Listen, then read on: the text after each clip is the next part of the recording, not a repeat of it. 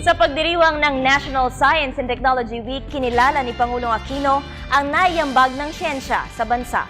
Para sa detalye, balitaan mo kami, Joseph Parafina. Nakita na at naramdaman ng mamamayan ang kahalagahan ng siyensya at ng teknolohiya sa ating bansa. Ito'y matapos manalasa sa bansa ang bagyong Glenda na napaghandaan ng marami dahil naman sa tamang impormasyon na pinalabas ng Pag-asa, DOST at ng Project NOAA.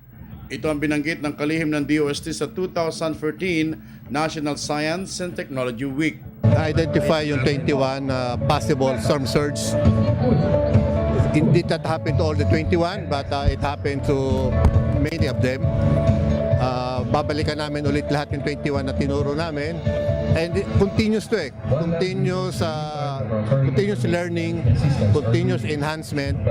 And eventually kasi nagsimula muna tayo sa river system, early warning. Sa nasabing okasyon, kinilala ang mga scientists na nag-ambag ng mahalagang mga karunungan sa ating bansa.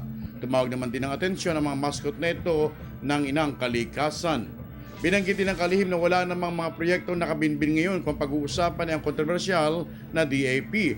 Kaya lalo nilang palalakasin ang mga proyekto makatutulong sa mamamayan. Samantala, pinasalamatan naman ng Pangulong Aquino ang Project NOAA kung saan kukunti lang ang nagbuwis na buhay dahil napaghandaan ng siyensya ang bagyong Glenda. Connectivity, parang the smarter we can become.